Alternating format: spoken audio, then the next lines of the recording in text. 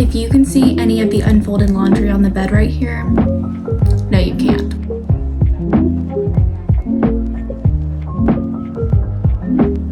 Hello everybody and welcome back to my channel. We are doing another reading wrap up. This is going to be for the months of March and April. I was able to read 20 books in March and April, so I have a lot to talk about. I read some physical books, I did some audiobooks, I did some Kindle books. Again, I wrote everything out in my reading journal, but I did not keep up with like what kind of books I read as far as like romance, fantasy, or all the other genres. I didn't do that math. I didn't keep up with it. I will say I did read 2 books off of the TBR that I had made for myself for the year of 2025. And I'll just go ahead and tell you guys about those first. At the beginning of March, I recorded a video where I was reading my friend's 5-star book recommendations. And here is the video that I recorded for that. This is what it looks like if you do want to go check that out. I do go into a little bit more detail about these books in that video if that's what you're wanting. And the first book that I read for that was Quicksilver. She is a thick and hefty book. It took me a little longer than I was anticipating to get through this book, but that is okay. I really enjoyed it. This book I gave 4 stars. It is a fantasy book. If you don't know, it's got humans and fae, but there's also some other creatures involved too. There's a lot going on in this book. While I was kind of torn, partially through it as to how I was feeling, by the end, I was kind of like, okay, yeah, I can see what it is that a lot of people love about these characters and about the story. So when the second book comes out in the fall, I will be reading that. I have to figure out where I'm going to put this now that I've talked about it. Okay, we'll just go there. The other book that I was able to cross off of my 2025 TBR was Phantasma. I picked this book up at the beginning of the year in a bookstore book shopping video that I posted. And this one caught me by surprise. I actually didn't read this one until April. I read it actually a week before I was going to New Orleans, and this book takes place in New Orleans. So that was a fun little surprise to figure out as I was reading it. This book is a little bit darker than a lot of the other fantasy I typically read. It is considered a dark fantasy, but I don't think it was too dark. I typically steer away from darker stuff. It just doesn't tend to be like the kind of thing that I'm interested in, but this one wasn't that dark in my opinion. I did really like it. I ended up giving this one 4.5 stars, so I do recommend, and I will be reading the second book because the second book just came out. It's called Enchantra. Okay, going back to the beginning of March, we had our book club book for March, and I was so excited for this book. It was actually my pick for the book club, and that was Heartless Hunter. This book I have heard so many good things about, but I'd kind of been putting it off to read because I knew there was a second book that was going to be coming out, and the time that we read this couldn't have been better because the second book came out in March. So I was able to read Heartless Hunter, which I gave 5 stars, and then turn around and go into Rebel Witch, which is the second book, and I gave this one 4.5 stars. So this duology is highly recommended by me. It's about a witch and a witch hunter, but it's almost like if you took fantasy and mixed it with Bridgerton. So there's balls, there's courting, there's the slight brush of a hand when someone doesn't have a glove on, and that kind of tension, I will eat it up all day, every single day. And it's young adult. We love a young adult book, especially me. I love young adult fantasy. I love young adult romance, and this is both of those things. So this duology is basically perfection in my eyes. Back when I was talking about the 5-star recommendations that my friends gave me, there were a few more books that I read in that video, and I read a lot of those actually on my Kindle, or I did the audiobook. One of those books that I read on my Kindle was A Love Letter to Whiskey. This book I had actually planned to read last year and ended up not ever getting around to it.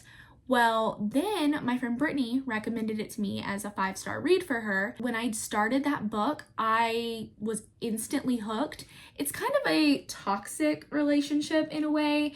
They just can't let go of each other. It drugged me in. It had everything in a relationship and in a romance book that I typically would hate, but I ate it up in every single instance that it happened. It was a roller coaster. I was crying by the end and I loved it. I gave it 5 stars. And then in that video as well, I listened to The Favorites. This one was recommended to me by my friend Melody and I listened to it on audiobook. The audiobook is the way to go. I need to see what the format is in like the physical book or maybe even on the Kindle, because the way that the audiobook is that it's almost like you're listening to a documentary. So you are getting different point of views. There's different actors for each character.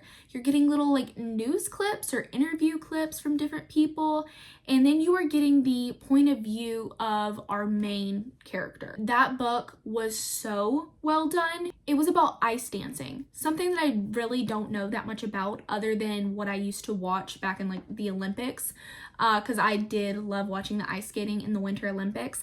But I don't actually know anything about ice dancing, but I was still so hooked on the story, on the characters, on the connections between all of them. And then where the book ends up, wasn't expecting that. So again, highly recommend. This one I gave 4.5 stars. I've got 2 more books that I actually read in that video.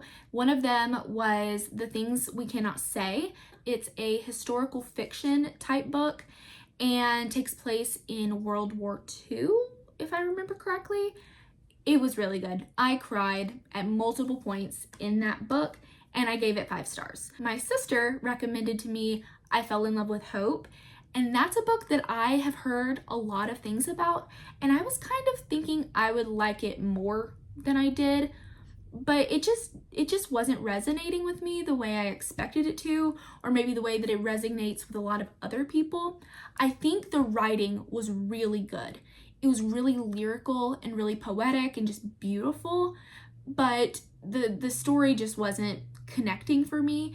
I ended up giving that one 3 stars. I would still recommend, especially if you are someone who loves that flowery lyrical writing, because again, it was done so beautifully, but it just wasn't my favorite story, and it was definitely sad. Check the trigger warnings before you read that one for sure, because it was sad and it was a little heavier at certain times. Okay, moving on from the books that I read in that video, I decided to read a classic, which is not something I typically do, but I'm trying to read at least a couple classics each year. And this year I decided to read Animal Farm. Now, I actually listened to this on audiobook because, as you see, this book is teeny tiny. So the audiobook was only, I think, 3 hours, and I listened to it on 2x speed. That made it only like an hour and a half. So I finished this in a day. I will say what I really liked about the audiobook is it gave us a little bit more information about George Orwell and his writing, as well as the time frame that this book took place and was written. So I really appreciated that information. When I was reading this, I didn't feel like I was gathering any new information while reading it. I read this initially when I was in high school, and during that time, you know, I kind of gathered what most people do. It's very politics heavy and propaganda. Like, it talks a lot about the importance of education and equal treatment of people, and again, just politics. And I just didn't gather anything new while reading it. I gave it 3 stars. I gave it 3.5 stars. So I would recommend, if you were wanting to read a classic, this one is so easy. It's a really interesting take if you haven't read it before, but as someone who was just rereading it, I didn't feel like I garnered any new information from it. Then I needed something that was light and easy and summery, springish. I know it's only spring, but I needed something that had to do with warm weather. So I did a reread of We'll Always Have Summer. This is the 3rd book in the Summer I Turned Pretty series. And the third season of the show is actually coming out in July. So I wanted to knock out my reread of this.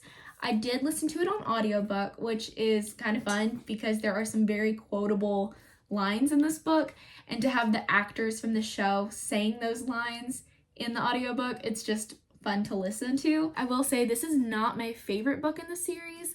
I do enjoy the way the book ends, but I just don't love this book. I was just kind of giving myself a little refresher on the story before the new season comes out. If you love Jenny Han's other books, or if you like just a light-hearted, easy romance, or maybe you like the Amazon show, go ahead and read the books, just to give you a little bit more background information. I'm really curious how they're going to do this season of the show, because if you read this, it's a little wild at some points. There is one very quotable line that I know went viral on TikTok for a while, and I'm trying to see if I can find it. Here it is. I would rather have had someone shoot me in the head with a nail gun repeatedly than have to watch the two of them cuddling on the couch together all night. If you know who says that and you know the audio I'm talking about from TikTok, that's where it comes from, is this book. Another audiobook that I listened to was actually a parenting book. I am a mom to a 3-year-old, and sometimes the struggles of parenthood have you looking for answers wherever you can find them. And for me, I was like, why not try out a parenting book? I think this one was really helpful, if I'm being completely honest. The name of the book is How to Talk So Little Kids Will Listen. The way that it frames some of the ways that we choose to talk to kids instead of the way that we might need to try talking to kids, it's very helpful in my opinion. I don't rate these kind of books because I don't really know how to rate them, because I can't say whether or not it will be helpful to you as a parent with your children. But I will say something I thought was very cool is that she had a whole section in that book on how to deal with non-neurotypical children, so anyone with like ADHD or autism, and how to deal with some of the behaviors that they may express, and ways that you can try to speak with those children, try to express yourself to those children in a way that may not come across as like confrontational with your child. I did read books 8 and 9 from the Addicted Calloway Sisters series. The 8th book is Fuel the Fire. It is from the point of view of Rose and Connor. I can't tell you too much information about the book because it is the 8th book in a 10-book series, but just know I love them.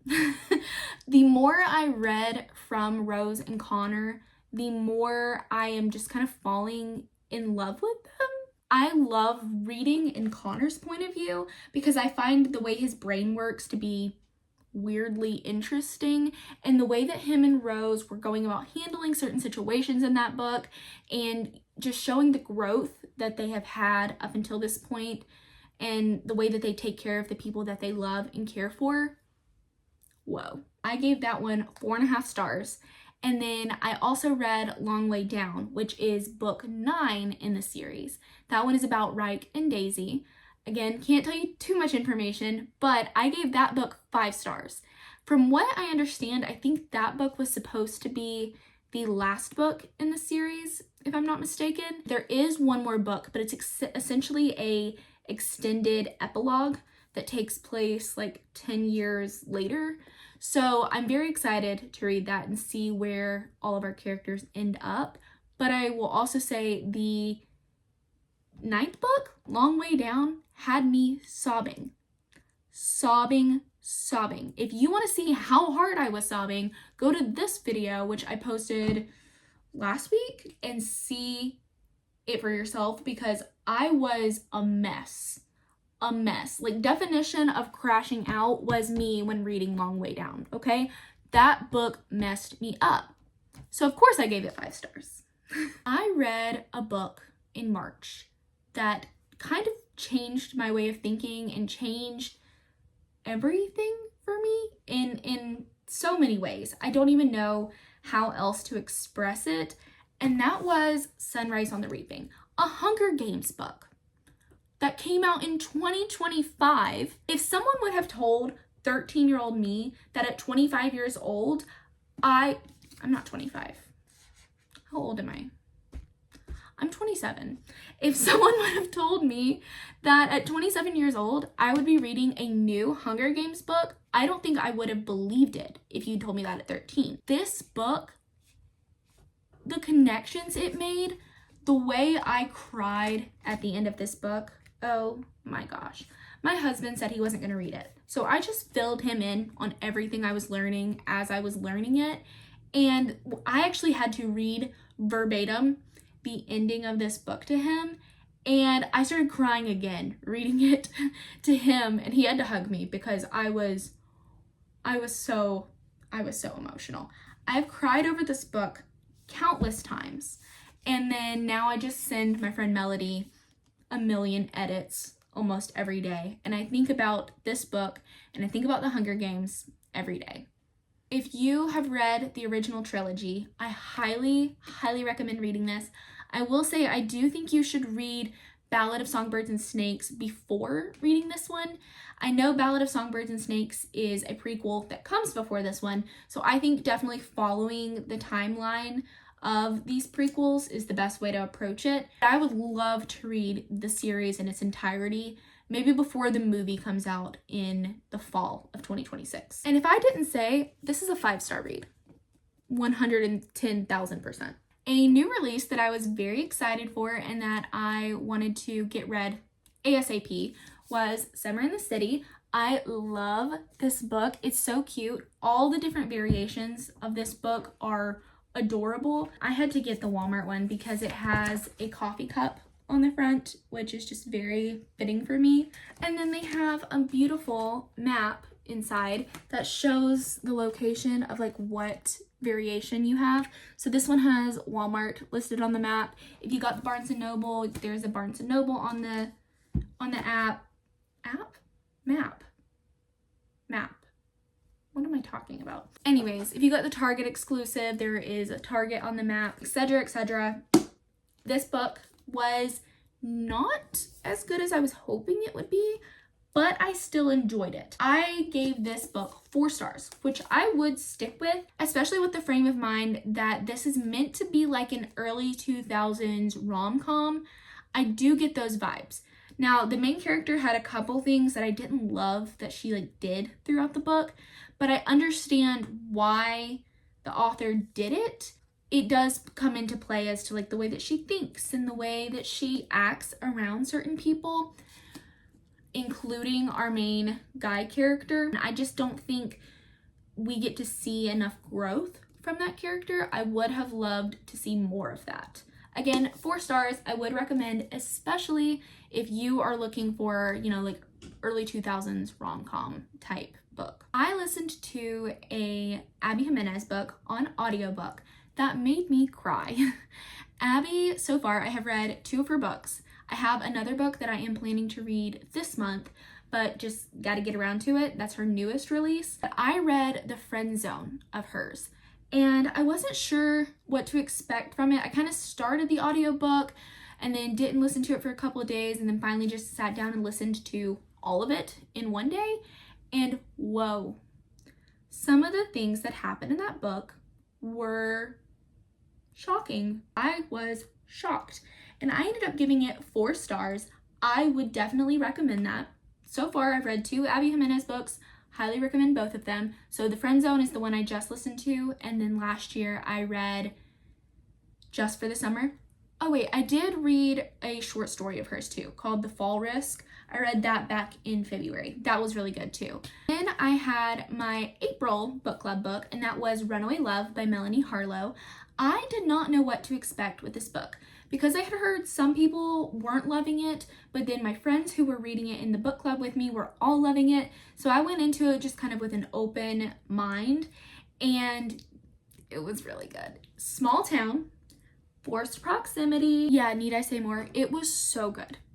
And I would definitely recommend that book. There are more in the series. I think it's interconnected standalone books. So I will probably be reading another one of those at some point. I gave that book 4.5 stars. Really enjoyed it. Highly recommend. If you are in the mood for small town, forced proximity, romance type stuff, that's where you're gonna find it. Another April new release, we had Fearless by Lauren Roberts. This book, when it started out, I was kind of having a hard time getting into it. I say that, but I did read it in like 2 days. It was just kind of, I had to push myself a little bit to get through the beginning portion. And I didn't love the book, but I feel like the way that it ended was the best way for it to end. I do have some questions still that are unanswered, but from what I understand, there are going to be some novellas written for after this book. I don't know if it's one novella or if it's 2 novellas, but Lauren has said that she's going to do more novellas. And I'm wondering if that's going to clear up some of the questions that I still have. I gave it 4 stars. I gave the second book 4 stars. Now, if you know me, you know that Powerless, the first book in the series, is a 6-star book, in my opinion. That book was amazing. This one, a lot of the time, it was just our main characters having the same conversation kind of over and over and over while there's other stuff happening. But I didn't feel that sense of, oh no, what's gonna happen? Like, I wasn't super connected to it. A big event would happen and I just kind of felt meh about it, but I still went with the 4-star rating because I do think the ending was done well, even though I still have questions. Okay, that's 18 bucks. We've got 2 more to go. In the month of April, I actually had the opportunity to read an ARC from an author that follows me on TikTok. She reached out to me and she said she enjoyed my videos and asked if I would be interested in reading her ARC, which I had seen her videos before on TikTok talking about the premise of her book, and it was so intriguing to me. So she sent me a copy, an early copy. This is Maladaptive by Julie Gunn. And I'm just gonna read you guys the blurb on the background because it's kind of the best way to describe it. Juliet Davis has spent most of her life stuck between 2 worlds, the real one and the one inside her head. As someone with maladaptive daydreaming, she's used to getting lost in elaborate fantasies. But for the past 12 years, one daydream has held her captive. She's happily married to Chris Jones, a ridiculously famous actor, and they have the perfect little family. Of course, none of it's real. In reality, Jules is freshly divorced, navigating life as a single mom, relying on her no-nonsense grandma, and sharing a home with her chaotic but lovable younger sister. She is doing her best to keep her feet on the ground until her world flips upside down. Because when Jules takes her son to Comic-Con, she meets the real-life Chris Jones, and he recognizes her. What? I can't even tell you sorry, I gotta fix my hair.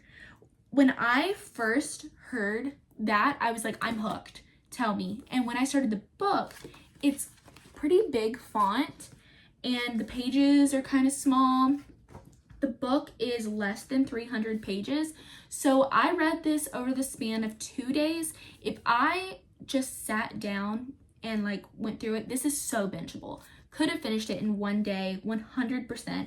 I was at the like 50% mark after just a couple hours. I think that this book, when it comes out, is going to perform really well.